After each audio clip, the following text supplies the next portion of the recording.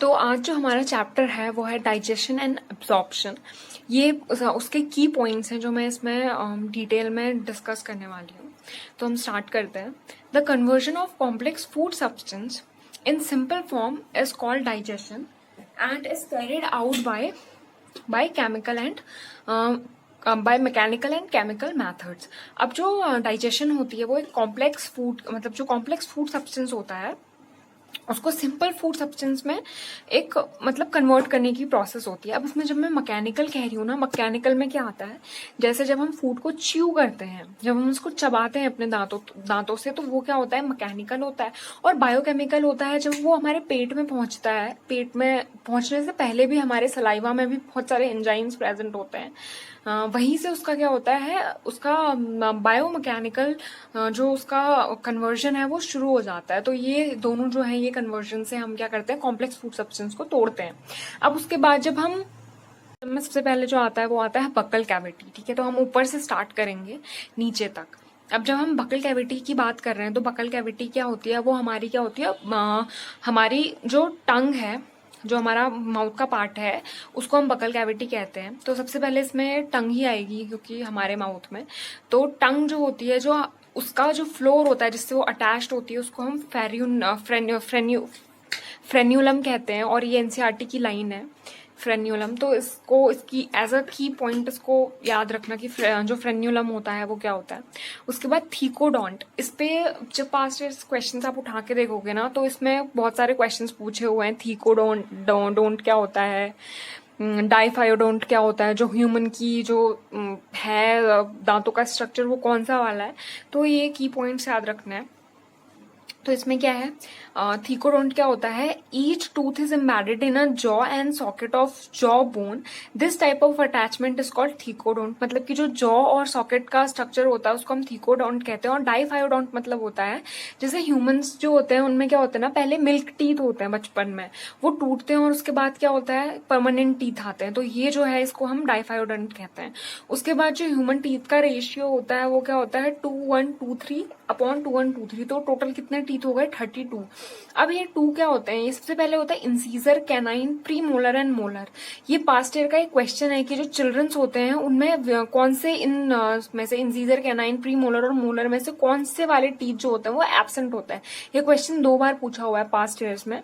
तो इसका आंसर क्या है, देखो, इंसीजर है, कैनाइन प्रेजेंट है, पर प्री मोलर जो होते हैं वो ह्यूमन बॉडी में सिर्फ एक बार ग्रो करते हैं। मतलब कि वो चिल्ड्रंस में प्रेजेंट नहीं होते हैं। इसीलिए जो चिल्ड्रंस होते हैं उनके कितने टीथ होते हैं, 20 टीथ होता है। उसके बाद the projection present on tongue called papillae which is responsible for taste. जो पैपिलिया होते हैं वो किसके लिए प्रेजेंट होते हैं, टेस्ट के लिए प्रेजेंट होते हैं। अब इसमें भी एक क्वेश्चन पूछा था, जो हमारे डिफरेंट काइंड ऑफ पैपिलिया होते हैं, उस पे एक क्वेश्चन आया था कि जैसे हमारा जो टंग होता है उसमें कुछ पैपिलिया प्रेजेंट होते हैं जो उसके लिए रिस्पॉन्सिबल, टच के लिए रिस्पॉन्सिबल होते हैं, और कुछ होते हैं जो क्या होते हैं, टेस्ट के लिए रिस्पॉन्सिबल होते हैं। तो ये वाला एक क्वेश्चन था, इसको मैंने आगे इंक्लूड किया हुआ है। As we'll further move on the video you will find this answer. उसके बाद जो एनामल्स होती हैं, अब हम टीथ की बात कर रहे हैं, तो टीथ सरफेस में जो टीथ का आउटर सरफेस होता है ना, उसको हम इनामल कहते हैं। इनामल क्या होता है, हार्ड च्यूइंग सरफेस होता है। और जो इसकी सेल्स होती हैं वो क्या होती है, अमीलोब्लास्ट। तो ये किससे बना है, अमीलोब्लास्ट से बना। उसके बाद जो डेंटाइन है, डेंटाइन क्या होता है, सबसे पहले इस पे ना मैंने पूरे टीथ पे एक वीडियो बनाई है, मैं डिस्क्रिप्शन पे डाल दूंगी, आप और डिटेल के लिए उसको देख लेना। तो डेंटाइन क्या होता है, उस इनामल के अंदर का पार्ट होता है। और जो इसकी सेल है, इसको भी याद रखना, इसकी सेल होती है ओडोंटोब्लास्ट। ठीक है, और ये भी याद रखना कि इनामल की क्या होती है, अमीलोब्लास्ट। उसके बाद हम पढ़ रहे हैं, अब ये ना इम्पोर्टेंट मैंने बीच में पॉइंट डाल दिए हैं। जो ऐसा क्वेश्चन अगर आ गया कि जो टस्क होते हैं एलिफेंट के, वो क्या होते हैं, मॉडिफाइड, तो आपको याद रखना है वो क्या होते हैं, इंसीजर्स होते हैं। और जो टस्क होते हैं वॉलरस के, वो क्या होते हैं, मॉडिफाइड कैनाइन्स होते हैं। जो स्नेक के फैंजेस होते हैं वो क्या मतलब वो क्या होता है, मॉडिफाइड मैक्सिलरी टीथ होते हैं। तो ये की पॉइंट्स हैं, इनको याद रखना। उसके बाद जो कॉमन पैसेज है ईसोफेगस और ट्रैकिया के लिए, उसको हम फेरेनेक्स कहते हैं। और जो लोअर पार्ट है फेरेनेक्स का, उसको हम लैरिंग्स कहते हैं। और जो लैरिंग्स होता है, इसको मतलब जो इसकी ओपनिंग होती है वो क्या होती है, ग्लोटिस होती है। It bears a leaf like cartilaginous flap called epiglottis. तो जो ये लैरिंग्स होता है उसका जो नीचे का पार्ट होता है उसको हम मतलब जो नीचे फेरिंग्स का नीचे का पार्ट होता है उसको लैरिंग्स कहते हैं। और लैरिंग्स में क्या होता है, ये ग्लॉटिस प्रेजेंट होता है, ठीक है, ये याद रखना। और उसका फ्लैप भी याद रखना क्या होता है, एपिग्लॉटिस होता है। उसके बाद the opening of oesophagus into stomach is due to a muscular sphincter named gastro oesophageal. तो अब ना अब जब हम स्टमक की बात करेंगे ना, तो स्टमक पे एक तो ये स्पिंचर आ गया ईसोफेगस वाला, अब एक स्पिंचर नीचे आएगा स्मॉल इंटेस्टाइन वाला, जो क्या करेगा, बैक फ्लो ऑफ फूड को रोकता है। अब वो स्पिंचर्स है, तो इनको याद रखना है स्पिंचर्स को, कौन सा स्पिंचर कहाँ पे है, ये बहुत इंपॉर्टेंट की पॉइंट्स है।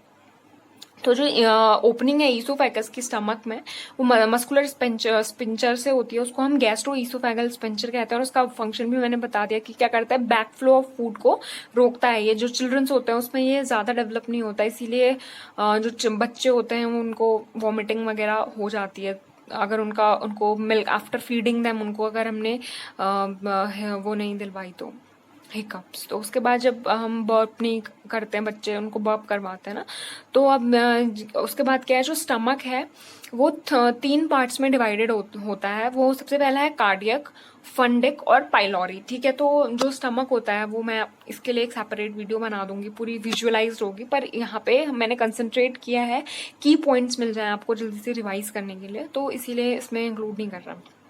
जो स्मॉल इंटेस्टाइन होती है उसकी जो ओपनिंग होती है वो पाइलोरिक स्पिंचर से क्या होती है, गार्ड होती है। तो ये 2 स्पिंचर याद करना कि गैस्ट्रोइसोफेगल स्पिंचर कहाँ पे आ रहा है और पाइलोरिक स्पिंचर कहाँ पे आ रहा है। तो अब हम स्मॉल इंटेस्टाइन की बात कर रहे हैं। स्मॉल इंटेस्टाइन क्या है, उसके 3 पार्ट्स हैं। सबसे पहले है ड्यूडेनम, फिर होता है जेजुनम, फिर होता है इलियम। तो जो ड्यूडेनम होता है वो यू शेप का होता है, जेजुनम जो होता है एक लॉन्ग कॉइल होती है, और जो इलियम होता है वो क्या होता है, हाईली कॉइल्ड होता है। उसके बाद जो लार्ज इंटेस्टाइन है उसके पार्ट क्या है, सीकम, कोलोन और रेक्टम। ये तो बिल्कुल पॉइंट्स एकदम ऐसे है ना, इनमें कंफ्यूजन कर जाते हैं कि जैसे आपको क्वेश्चन अगर दे देंगे कि इलियम किसका पार्ट है, तो कंफ्यूज मत होना वहां पे, ये इनकी पॉइंट्स को बहुत ज्यादा याद रखना। अच्छा, एक क्वेश्चन और थोड़ा सा इंपॉर्टेंट है कि जो आईजी मतलब जो टॉन्सिल्स हैं, टॉन्सिल्स क्या होता है, वो एक पार्ट होते हैं हमारे एक लिम्फोइड ऑर्गन्स के। तो उसमें से कौन सी वाली एंटीबॉडी जो होती है वो रिलीज होती है, ये क्वेश्चन है। तो इसका आंसर है IgA। जो एंटीबॉडी होती है वो हमारे टॉन्सिल से रिलीज होती है। उसके बाद जो सीकम है वो क्या होता है, एक स्मॉल सैक होता है जो क्या करता है, होस्ट करता है सिम्बायोटिक माइक्रो ऑर्गेनिज्म को। अब सीकम किसका पार्ट है, सीकम है लार्ज इंटेस्टाइन का पार्ट, ठीक है। और सीकम क्या करता है, होस्ट करता है सिम्बायोटिक माइक्रो ऑर्गेनिज्म। तो क्वेश्चन ये होगा कि which part of our intestine host for symbiotic micro organism, तो ये याद रखना है सीकम। उसके बाद है caecum open into the colon. Caecum किसमें एंटर करता है, कोलोन में। The colon is further divided into ascending, descending and transverse. तो जो कोलोन होता है वो असेंडिंग, डिसेंडिंग और ट्रांसफर्स में क्या होता है, डिवाइडेड होता है। The descending part open into the rectum which opens out by anus. तो जो डिसेंडिंग पार्ट होता है, अब ये क्वेश्चन होगा कि जो रेक्टम है उसमें मतलब जो रेक्टम है उसमें कौन सा वाला पार्ट ओपन करता है, तो याद रखना डिसेंडिंग पार्ट। उसके बाद जो कोलोन होता है उसमें भी प्रेजेंट होती हैं बैक्टीरिया। एक तो सीकम में प्रेजेंट थी, एक कोलोन में भी प्रेजेंट है। कोलोन में जो बैक्टीरिया प्रेजेंट होती हैं वो क्या करती हैं, विटामिन बी और विटामिन के मतलब जो बैक्टीरिया होती हैं ये इसको सिंथेसाइज करने में हेल्प करती हैं, ठीक है। उसके बाद अब हम आगे बढ़ते हैं, अब हम एलिमेंट्री कैनाल की बात कर रहे हैं। तो अभी हमने ईसोफेगस की बात की थी ना, तो ईसोफेगस में अब हम उसकी बात कर रहे हैं, किसकी बात कर रहे हैं, उसका सर्कुलर जो सेक्शन है इसकी ट्रांसफर सेक्शन मानो, ठीक है, इस तरीके से ईसोफेगस है ये, ठीक है। ये क्या है, ईसोफेगस। तो अब हम इसमें देखो कि सबसे पहले हमने क्या लिखा है, serosa. It is the outer most made of mesothelium and connective tissue. तो अब ये जो है हमारा, इसमें जो ये होगी ना आउटर मोस्ट लेयर, ये क्या होगी, सिरोसा होगी। ये इसका ट्रांसवर्स मतलब क्रॉस सेक्शन है। हाँ, ये जैसे ये ट्यूब है, इसको हम ऊपर से, हमने इसकी एक यहाँ से स्लाइड काट के हम ऊपर से देख रहे हैं इसको। तो उसके बाद क्या होती है, सेकंड नंबर की होती है मस्क्यूलरिस। ये क्या है, नेटवर्क है नर्व फाइबर का and parasympathetic nerve fibres known as Auerbach's plexus और माइसेंट्रिक प्लेक्सिस। तो इसको भी याद रखना है, की पॉइंट्स हैं। ये वाली क्या होती है, ये होती है मस्क्यूलरिस। उसके बाद उसके अंदर क्या है, a network of nerve fibre and sympathetic nerve fibre known as Meissner's plexuses. इसमें क्या होता है, blood, lymph and connective tissue are loosely arranged. तो इसमें क्या है, सबसे पहले देखो, अब इधर पे कंफ्यूजन मत क्रिएट करना कि जब हमने मस्कुलैरिस पढ़ा था उसमें भी हम नेटवर्क ऑफ नर्व फाइबर पढ़ रहे थे, और जो सब म्यूकोसा पढ़ रहे हैं उसमें भी हम नेटवर्क ऑफ नर्व फाइबर्स पढ़ रहे हैं। पर यहाँ पे एक की पॉइंट याद रखना कि जो मस्कुलैरिस होता है उसमें क्या होता है, पैरासिम्पैथेटिक नर्व फाइबर्स होते हैं, ठीक है, और जो सब म्यूकोसा होता है उसमें क्या होते हैं, सिंपैथेटिक नर्व फाइबर होते हैं। तो ये डिफरेंस होता है इनमें। उसके बाद ये हमने देख लिया। अब ये इसके अंदर वाली जो लेयर है ये क्या है, सब म्यूकोसा, ठीक है, सब म्यूकोसा है, और उसके अंदर वाली जो लेयर आएगी इनर मोस्ट, वो क्या होगी, म्यूकोसा होगी। तो इस तरीके से ये क्रॉस सेक्शन इसका है। तो अब हमने यहाँ पे देख लिया कि अब जो है सब म्यूकोसा होगा। म्यूकोसा जो लेयर है are muscularis, lamella propria and epithelium. अब लैमिना प्रोप्रिया क्या होता है ना, लैमिना प्रोप्रिया जो होते हैं वो पियर्स पैचेस भी कहते हैं हम इसको, ठीक है, ये पियर्स पैचेस होते हैं। और ये कहाँ पे प्रेजेंट होते हैं, ये लिम्फोइड टिश्यू होते हैं जो कि हमारे कहाँ पे प्रेजेंट होते हैं, इलियम रीजन में प्रेजेंट होते हैं, स्मॉल इंटेस्टाइन के। तो ये लैमिना प्रोप्रिया के ऊपर एक क्वेश्चन भी आया हुआ है, तो मोस्ट प्रोबेबली क्या पता इसमें से क्वेश्चन पूछे हैं, क्योंकि इट्स एन स्टैटिक पार्ट, और यहाँ से क्वेश्चंस बन सकते हैं कि पियर्स पैच किसको कहते हैं और ये क्या होता है। तो इसको याद रखना, एक बहुत इंपॉर्टेंट पॉइंट है। उसके बाद जो अब हमारी सलेवरी ग्लैंड है वो कितने पार्ट्स में डिवाइडेड है, ये एक पास्ट ईयर का क्वेश्चन है। This is not mentioned in your NCERT, but you should remember this when you will go in a little detail, you will came to know about this. ये जो salivary gland होती है वो 3 parts में divide होती है, और इसमें आपको ये याद रखना है कि कौन से वाले को कौन से वाले साइंटिस्ट के नाम से हम बुलाते हैं, क्योंकि यही क्वेश्चन पूछा था। तो सबसे पहले क्या है, पैरोटिड सलेवरी, उसको हम क्या कहते हैं, स्टीफन्स डक्ट कहते हैं। उसके बाद सब लिंगुअल जो डक्ट होती है उसको क्या हम कहते हैं, रेविनस डक्ट कहते हैं। उसके बाद जो सब मैंडिबुलर होती है और उसको हम सब मैक्सिलरी भी बोलते हैं, इसको हम क्या कहते हैं, वॉटसन्स डक्ट कहते हैं। तो इस तरीके से ये है। अब हम आ गए हैं विलाई के ऊपर। तो विलाई क्या होती हैं, are supplied with a network of capillary and a large lymph vessel called the lacteal, ठीक है। जो इसमें लिम्फ वेसल्स होती हैं उसको हम लैक्टेल कहते हैं, जो विलाई में प्रेजेंट होती हैं। अब विलाई का डायग्राम मैं दिखाती हूँ आपको। विलाई हमारे इंटेस्टाइन में ऐसे प्रेजेंट होती हैं, और इसमें इस तरीके से नेटवर्क ऐसे प्रेजेंट होता है न्यूरॉन्स का, एब्जॉर्प्टिव जो सेल्स होती हैं उन सब का। तो यहाँ पे क्या बोला है हमको, network of capillary and large lymph vessels. इसमें क्या होगा, एक लिम्फ वेसल प्रेजेंट होगा, जिसको हम क्या कह रहे हैं, लैक्टेल कह रहे हैं, ठीक है। तो इसको याद रखना। उसके बाद mucosa also forms gland in the stomach. जो म्यूकोसा होती है वो भी ग्लैंड बनाती है स्टमक में, और क्रिप्ट्स में in between the basis of villi. Crypts ये वाला रीजन होता है, ये है, this region is called crypts, ठीक है। तो ये क्या बना रही है, क्रिप्ट्स ऑफ लिंगरहैंस कहते हैं हम इसको, और क्रिप्ट्स ऑफ लिबरक्वान, मतलब कुछ भी बोल सकते हो आप, बट मेन थिंग ये है कि आपको ये याद रखना है कि ये क्या है और ये कहाँ पे आता है। उसके बाद हम गैस्ट्रिक ग्लैंड्स में आ गए, ठीक है। गैस्ट्रिक ग्लैंड में अब ये कुछ सेल्स हैं, इनको बहुत तमीज से याद कर लेना कि कौन सी सेल से क्या निकल रहा है। सबसे पहले जो चेफ शेल, इसको कुछ चीफ सेल बोलते हैं, कुछ चेफ शेल्स बोलते हैं, जो भी आप प्रोनाउंस करते हो। मेन चीज ये है कि आपको तो जो चेफ सेल्स होती हैं, जो पैप्टिक सेल्स होती है, जाइमोटिन सेल्स होती हैं, वो क्या रिलीज करती हैं, प्रोपेप्सिन एंड प्रोरैनिन। उसके बाद जो ओजेंटिक सेल्स होती हैं और जो पैराइटल सेल्स होती हैं वो क्या करती हैं, HCl रिलीज करती हैं और कैस्टल इंट्रांसिक फैक्टर रिलीज करती हैं। ये रिस्पॉन्सिबल होता है विटामिन B1 की एब्जॉर्प्शन और उसकी सिंथेसिस के लिए। इंट्रोसाइट्स जो होते हैं वो एब्जॉर्ब करते हैं H2O को और इलेक्ट्रोलाइट्स को। उसके बाद जो गॉबलेट सेल्स होती हैं वो रिलीज करती हैं म्यूकस। पेनिथ सेल जो होती हैं वो सिक्रीट करती हैं लाइजोजाइम और ये क्या करती हैं, फैगोसाइटोसिस ऑल्सो करती हैं, ठीक है, फैगोसाइटोसिस भी करती हैं। उसके बाद इंट्रोक्रोमैफिन लाइक सेल्स जो होती हैं वो क्या करती हैं, ECF रिलीज करती हैं। ECF किस में वर्क करता है, हिस्टामाइन रिलीज करता है और हिस्टामाइन किस में वर्क करता है, ओजेंटिक सेल्स में, और फिर वो क्या रिलीज करता है, HCl। जो स्टेम सेल्स होती हैं वो अनडिफरेंशिएटेड होती हैं, ठीक है, तो वो जब डैमेज हो गया अगर कोई सेल का तो उसमें कन्वर्ट हो जाएंगी। अब जब हम लिवर की बात कर रहे हैं तो लिवर क्या होता है, हैवियर होता है मेल्स में in comparison to female, this is NCERT line.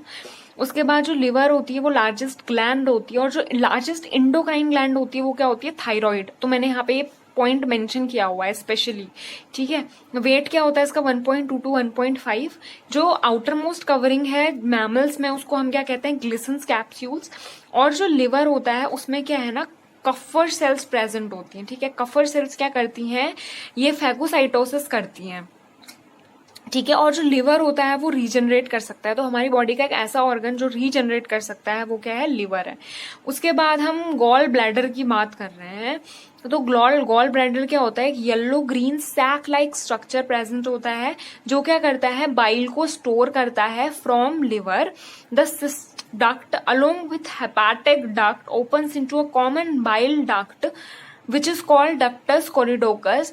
Then hepatic duct and pancreatic duct, that is hepatopancreatic duct, opens in duodenum as hepatopancreatic duct which is guarded by sphincter of Oddi। तो जैसे मैंने बोला ना, स्पिंचर्स वगैरह याद रखना कि कौन सा स्पिंचर कहाँ पे प्रेजेंट है। तो सबसे पहले हमने क्या पढ़ा था, स्पिंचर हमने जो मस्कुलरिस स्पिंचर पढ़ा था वो हमारा क्या कर रहा था, ये इस ईसोफेगस पे प्रेजेंट है, ठीक है, गैस्ट्रो इंटेस्टाइनल स्पिंचर कहते थे हम उसको। उसके बाद हमने एक और स्पिंचर पढ़ा था, हमने कहाँ पे पढ़ा था, स्मॉल इंटेस्टाइन का स्पिंचर पढ़ा था जिसको हम पाइलोरिक स्पिंचर कहते थे। अब जो नेक्स्ट स्पिंचर है वो क्या आ गया, यहाँ पे स्पिंचर ऑफ ओडाई आ गया, जो कहाँ पे प्रेजेंट होता है, गॉल ब्लैडर में प्रेजेंट होता है, तो इसको याद रखना। उसके बाद जो बाइल है, अब हम यहाँ पे बाइल डक्ट, गॉल ब्लैडर में क्या प्रेजेंट होता है, बाइल प्रेजेंट होता है। तो बाइल की कंपोजिशन क्या होती है, बाइल की कंपोजिशन होती है बिलुरोबिन, बिलीवर्डिन, ठीक है, sodium glycolate, sodium bicarbonate, sodium taurocholate, water, mucin and cholesterol.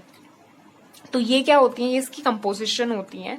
Basically जो बाइल होता है ना वो हमारा कोलेस्ट्रॉल को क्या करता है, स्टोर करता है। तो ये जो सॉल्ट होते हैं ना बाइल के, ये क्या करते हैं, इसको माइल्ड रखने में, मतलब इसको घुला हुआ रखने में हेल्प करते हैं हमारे, और फैट वगैरह को क्या करते हैं, ये उसमें चेंज करते हैं। तो ये बाइल जो होता है ये यहाँ पे बहुत ज्यादा इंपॉर्टेंट होता है। जब अगर ये बाइल सॉल्ट्स अगर हट गए हमारे बाइल डक्ट से तो क्या होगा, कोलेस्ट्रॉल क्या होगा, जम जाएगा, ठीक है। लोकेशन ऑफ पेंक्रियाज, पेंक्रियाज की लोकेशन कहाँ पे होती है, the limbs of the U shape duodenum, जो हमारा ड्यूडेनम होता है, ठीक है, उसमें प्रेजेंट होती है पेनक्रियाज। उसके बाद बर्नर्स ग्लैंड कहाँ पे प्रेजेंट है, are found only in duodenum. ये ग्लैंड सिर्फ ड्यूडेनम में फाउंड होती है। ड्यूडेनम, जेजेनम एंड इलियम किसका पार्ट है, ये मुझे कमेंट सेक्शन में बताना, ठीक है। उसके बाद ड्यूडेनम की इसमें जो अब हेपेटोपेंक्रेटिक स्पिंचर है। Brunner's glands produce a mucus rich alkaline secretion, ठीक है। बर्नल ग्लैंड क्या करती है, ड्यूडेनम में प्रेजेंट होती है और ये क्या करती है, म्यूकस को, जो कि एक एल्कलाइन सिक्रीशन है, क्योंकि हमारा स्टमक कैसा होता है, एसिडिक नेचर का होता है, तो वहां पे क्या प्रेजेंट होती है, उसको हमें न्यूट्रल करने के लिए क्या होगा, एल्कलाइन सिक्रीशन करना होगा। तो वो क्या करेगा, म्यूकस रिच एल्कलाइन सिक्रीशन, ये वाली ग्लैंड होती है। अब उसके बाद जो डाइजेस्टिव सिस्टम है, इंडोक्राइनोलॉजी, वो क्या, सबसे पहले क्या है, गैस्ट्रिन हार्मोन। जो गैस्ट्रिन हार्मोन होती है वो स्टिमुलेट्स, वो क्या करती है, chief cell, peptic cell, zymogen cells, oxyntic cells, parietal cells, enterochromaffin like cells, इनको क्या करती हैं, स्टिमुलेट करती है, जो गैस्ट्रिन हार्मोन होता है वो। उसके बाद क्या होता है, सिक्रेटिन हार्मोन, वो क्या करता है, इनहिबिट करता है ओजेंटिक सेल्स को और पेराइटल सेल्स को। अब हम उसके बाद बात कर रहे हैं काइनिन पेनक्रियोजाइमिन, CCK-PZ कहते हैं, जिसको हम, ये क्या करता है, कॉन्ट्रैक्ट करता है गॉल ब्लैडर को, ठीक है। कोलियोसाइटोकाइनिन पेनक्रियोजाइमिन, ठीक है। इसका फंक्शन ये क्या होता है, क्या करता है, कॉन्ट्रैक्ट करता है गॉल ब्लैडर को। अब जब हम डाइजेशन की बात कर रहे हैं तो the masticated food particle adhere to form a bolus with in the help of mucus. हाँ, एक बोलस में, मतलब कि एक बोलस में कन्वर्ट हो जाता है। उसके बाद ये जो होता है, ये पेरिस्टाल्सिस एक प्रोसेस होती है, ठीक है। ये मैंने लिखा हुआ है, ये जो बोलस होता है वो अंदर ट्रांसफर होता है, डिगर्शन मतलब उसका, जब हम निगलते हैं उसको, और वो ट्रांसफर होता है ईसोफेगस से in the form of peristalsis. Peristalsis क्या होता है ना, ये है, मतलब इस तरीके से एक जो ये होगा, जैसे ये फूड है हमने डाला, तो वो फूड पहले यहाँ आएगा पूरा फूड, उसके बाद ये क्या है इधर, फिर ये, मतलब ये इस तरीके से ये जो होगा फिर इस साइड आएगा। तो ये क्या है, पेरिस्टाल्सिस प्रोसेस है। इस तरीके से एक प्रोसेस, मतलब जो इस तरीके से फूड का बनेगा वो होगा पेरिस्टाल्सिस। अब हम उसके आगे पढ़ेंगे, जो लाइसोजाइम्स एंजाइम होता है वो हमारे कहाँ पे प्रेजेंट होता है, हमारे सलाइवा में भी प्रेजेंट होता है, जो कि एंटीबैक्टीरियल होता है। जो स्टमक होता है वो स्टोर करता है फूड को 4 to 5 आवर्स के लिए, एनसीईआरटी की लाइन है। उसके बाद जब फूड मिक्स हो जाता है गैस्ट्रिक जूस के साथ, उसको हम क्या कहते हैं, उसको हम चाइम कहते हैं। तो चाइम बेसिकली होता क्या है, चाइम होता है फूड प्लस गैस्ट्रिक जूस, उसको हम क्या कहते हैं, हम उसको कहेंगे चाइम। ये क्या कहलाता है, चाइम। अब उसके बाद हम जब एंजाइम्स की बात कर रहे हैं स्टमक में, तो सबसे पहले हम पेप्सिनोजन की बात कर रहे हैं। पेप्सिनोजन क्या करता है, it converts pepsin in presence of HCl। Pepsinogen का काम क्या होता है, ये क्या करता है, पेप्सिन को कन्वर्ट करता है HCl के प्रेजेंस में। इट गेट कन्वर्टेड, मतलब पेप्सिनोजन, जैसे ये पेप्सिनोजन है, हमने HCl के प्रेजेंस में ये किस में कन्वर्ट हो जाएगा, पेप्सिन में।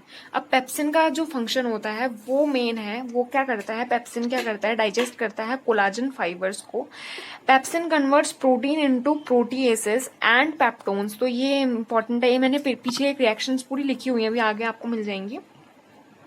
उन रिएक्शंस को याद कर लेना कि किसका फंक्शन क्या होता है। कोलाजन फाइबर्स क्या होता है ना, जब हम मीट कंज्यूम करते हैं तो हम मीट के साथ में हमारे कोलाजन फाइबर्स हमारी बॉडी के अंदर आते हैं। तो एक इस तरीके से एक क्वेश्चन ये लोग घुमा फिरा के बना सकते हैं कि एक बॉय था, उसने मीट कंज्यूम किया, अब उसके जो स्टमक है उसमें मतलब कुछ प्रॉब्लम हो गई, तो कौन सा ऐसा एंजाइम है जो अच्छे से, मतलब वो मीट अच्छे से डाइजेस्ट नहीं हो पाया, तो कौन सा एंजाइम जो है वो अच्छे से फंक्शन नहीं कर रहा था। इस तरीके का कुछ भी क्वेश्चन बना सकते हैं। ये भी पूछ सकते हैं कि उस मीट डाइजेशन में कौन सा वाला एंजाइम वर्क करेगा। तो यहाँ पे बेसिकली क्या है, पेप्सिनोजन काम कर रहा है in the presence of HCl। अब ये भी क्वेश्चन हो सकता है कि पेप्सिनोजन प्रेजेंट है और हमने HCl रिमूव कर दिया, तो वो क्यों नहीं, मतलब इस तरीके का कुछ भी कि वो फिर डाइजेस्ट नहीं हो पा रहा है। तो उसमें अब क्या होगा कि पेप्सिनोजन को पेप्सिन में कन्वर्ट करने के लिए HCl जरूरी होता है, और ये क्या करता है, कोलाजन फाइबर्स को डाइजेस्ट करने में हेल्प करता है। और पेप्सिन एक और काम करता है, वो क्या करता है, प्रोटीन्स को पेप्टोज और पेप्टोन्स में कन्वर्ट करता है। उसके बाद रेनिन एक होता है रेनिन। तो ये दोनों में डिफरेंस है, वो जो दूसरा वाला रेनिन है, इससे जो दूसरा वाला रेनिन होगा वो किडनी रिलीज करती है, और जो ये है, ये बच्चों की जो बिलो 9 ईयर्स होते हैं चिल्ड्रंस, उनके स्टमक में प्रेजेंट होता है। ये क्या करता है, पैरा कैसीन, एक जो मिल्क प्रोटीन होता है उसको कन्वर्ट करता है कैसीन में, और para casein and whey protein, ठीक है। Para casein plus calcium, it gives calcium paracaseinate. उसके बाद calcium paracaseinate in presence of pepsin क्या करेगा, प्रोटियोज और पेप्टोन्स में कन्वर्ट करेगा। तो ये क्वेश्चन हो सकता है कि कौन सा वो एंजाइम है जो अबव 9 ईयर्स प्रेजेंट नहीं होता। ऑप्शंस होंगे और आपका आंसर होगा रेनिन। उसके बाद हम आते हैं चाइमोट्रिप्सिनोजन में। चाइमोट्रिप्सिनोजन क्या होता है, एक अल्कलाइन मीडियम होता है। ये क्या करता है, हाइड्रोलाइज करता है किसको, सोल्यूबल मिल्क प्रोटीन को, casein into paracasein and whey protein in adults. और जो ट्रिप्सिन होता है ये क्या करता है, helps in coagulation of blood.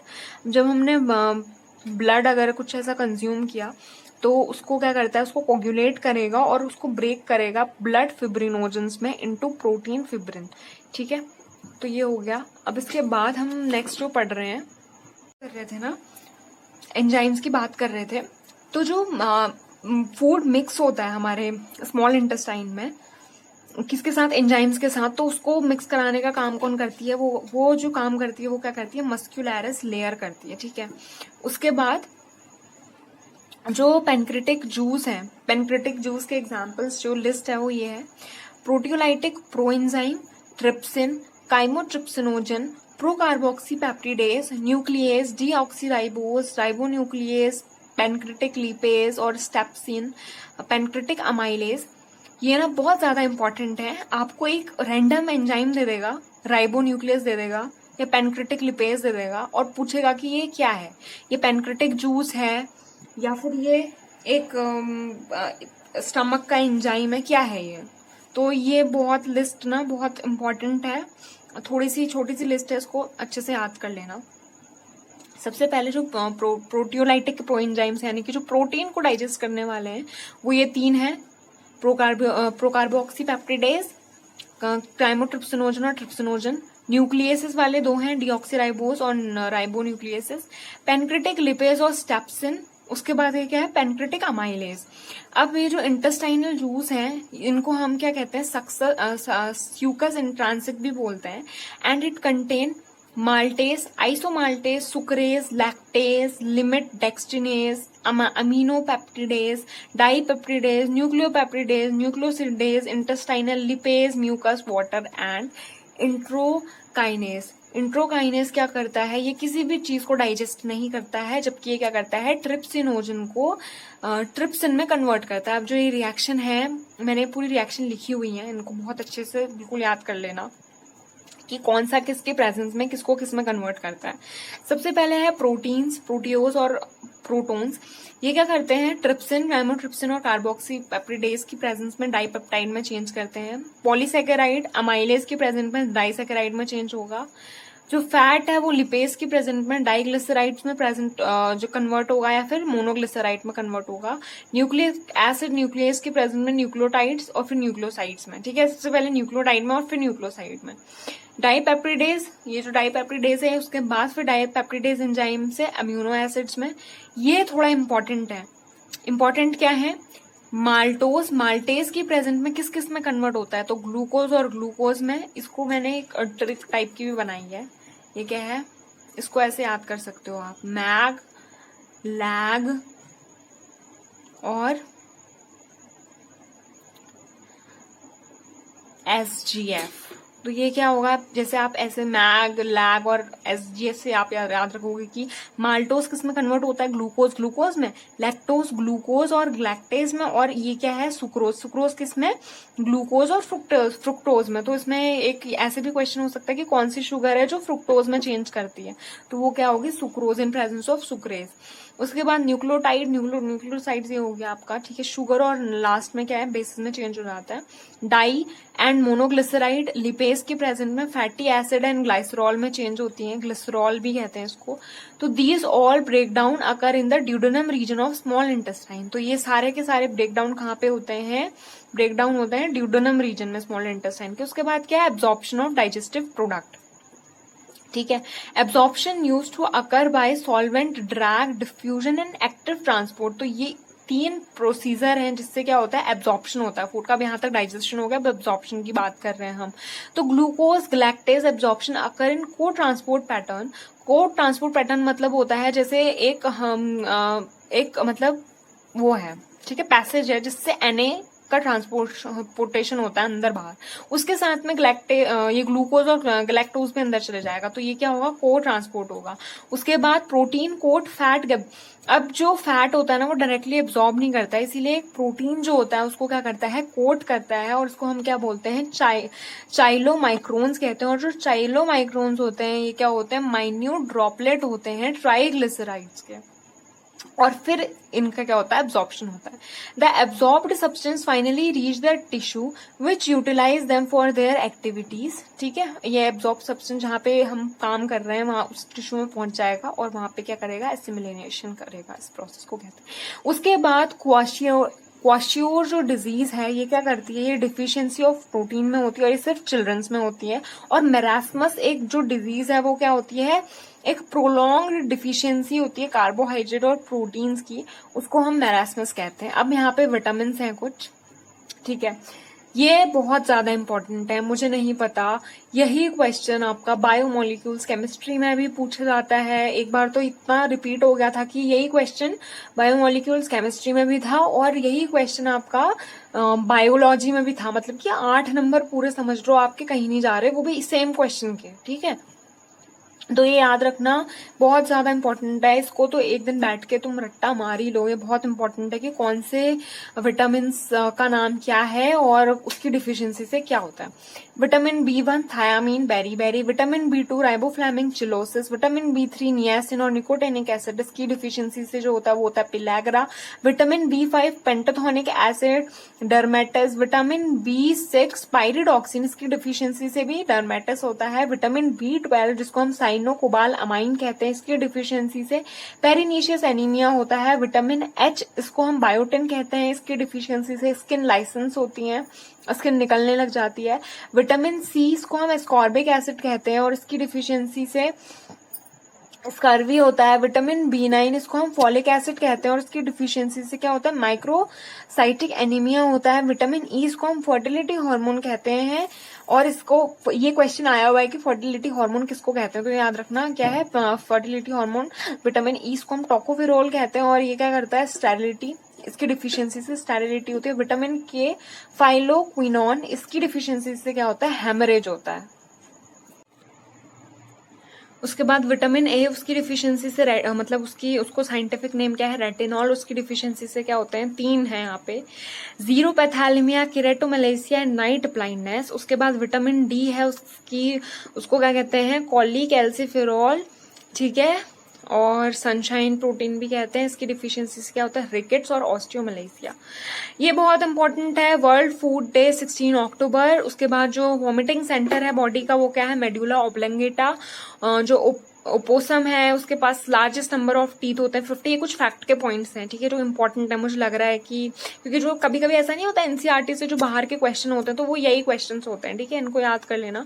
Vitamin P इसको हम परमिबिलिटी विटामिन कहते हैं, जिसको हम बायोफ्लेविनोइड्स आर कंसीडर और रिगार्डेड एज विटामिन P, जो हमें फ्रूट्स वगैरह से मिलते हैं, ठीक है। उसके बाद रूमिनेंट स्टमक, रूमिनेंट मतलब क्या होता है, जैसे कि हमारा रैबिट हो गया, ये सब ये क्या होते हैं, सॉरी, जो हमारी काव होती है, बफेलो होती है, इनको सब हम क्या कहते हैं, रूमिनेंट्स कहते हैं। जो इनका स्टमक होता है वो र्यूमन, रेटिक्यूलम, ओमैसम और एबोमैसम करके जो है इनमें ये जो होते हैं ये उसमें प्रेजेंट होते हैं। जो गैस्ट्रिक जूस है वो किस में प्रेजेंट होता है, एबोमैसम में प्रेजेंट होता है, ठीक है, एबोमैसम में प्रेजेंट होता है।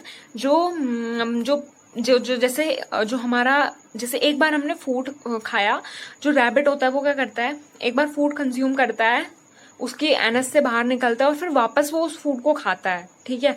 तो इस प्रोसेस को हम क्या कहते हैं, कॉप्रोफैगी, और इसको हम रिफ्रैक्शन भी कहते हैं, ठीक है। उसके बाद अर्थ फॉर्म का भी मैंने इसी में दे दिया है। जो गिजार्ड है वो 8th सेगमेंट में प्रेजेंट है। Oesophagus 5th to 7th segment में प्रेजेंट है। स्टमक 9 to 14 सेगमेंट में प्रेजेंट है। कई बार ये क्वेश्चन पूछ देता है कि कौन से सेगमेंट में क्या प्रेजेंट है। फेरेनेक्स, जिसको हम क्या कहते हैं, roof consist pharyngeal gland contain chromophil cells secrete protease and mucus. Stomach wall contain calciferous gland. ये कुछ ग्लैंड्स हैं, ये जो याद रख सकते हो आप। जो फ्रॉग है, ये अब पास्ट ईयर का क्वेश्चन है, इसको पता नहीं क्यों ये पास्ट ईयर में था एक क्वेश्चन। तो जो फ्रॉग है उसका जो टीथ है are only present in upper jaw. जो लोअर जॉ है वो क्या करता है, लेक करता है teeth. 2 patches of Fumarian teeth are present on the roof of buccal cavity, ठीक है। अब ये डाइजेशन वाले चैप्टर में असेंशियल और नॉन असेंशियल अम्यूनो एसिड भी हैं, इनको भी याद कर लेना। मैंने यहाँ पे ये छोड़ दिए हैं क्योंकि ये बायोमोलिक्यूल्स वाले चैप्टर में भी हैं। तो आप जो मैं बायोमोलिक्यूल्स वाली सीरीज अगर मैं अपलोड करूंगी तो मैं उसमें इसको इंक्लूड कर दूंगी, ठीक है। नहीं तो आप इसको याद कर सकते हो, यहाँ से कई बार पूछ लेता है केमिस्ट्री में भी बायोमोलिक्यूल्स में, ठीक है। तो अब ये जो मैंने सबसे पहले आपको बताया था पेपिलाई के बारे में, तो मैंने ये क्योंकि क्वेश्चन पूछा हुआ था तो और ये एनसीईआरटी में है नहीं, इसीलिए मैं लास्ट में दिया है। और जिनको इसके बारे में नहीं पढ़ना है, जिनको सिर्फ एनसीईआरटी ओरिएंटेड स्टडी करनी है, वो अब स्किप कर सकते हैं, मतलब वो जा सकते हैं। तो सबसे पहले हम वैलेट पेपिलाई कह रहे हैं। वैलेट पेपिलाई में कितने हैं? 100 टेस्ट बर्ड्स प्रेजेंट हैं, ठीक है। फिलीफॉर्म पेपिलाई क्या होती हैं? ये टच रिसेप्टर जो होते हैं इसमें वो प्रेजेंट होता है, इसमें टेस्ट नहीं होता है। अब एक क्वेश्चन हो सकता है, ये सारी पेपिलाई दे दी और इसमें से बोला कि which papillae is not responsible for taste, तो वो क्या होगी? फिलीफॉर्म होगी, क्योंकि वो किसके लिए रिस्पॉन्सिबल है? टच के लिए रिस्पॉन्सिबल है, नॉट टेस्ट। उसके बाद फंगी फॉर्म जो पेपिलाई होती हैं वो क्या करती हैं? कैरेटनाइज होती हैं और व्हाइटिश होती हैं। और ईच फंगी फ्लोराइड में ईच फंगी फॉर्म पेपिलाई में कितने? 5 टेस्ट बर्ड्स प्रेजेंट होती हैं। उसके बाद फोलिएट पेपिलाई जो होती है वो क्या करती है? वो मतलब वो ह्यूमंस में डेवलप नहीं है, ये क्या है? वेस्टिजियल है ह्यूमन बॉडी में। तो ये भी हो सकता है कि वो पेपिलाई के एग्जाम्पल दे देगा और बोलेगा कि इसमें से कौन सी वाली पेपिलाई है जो क्या है?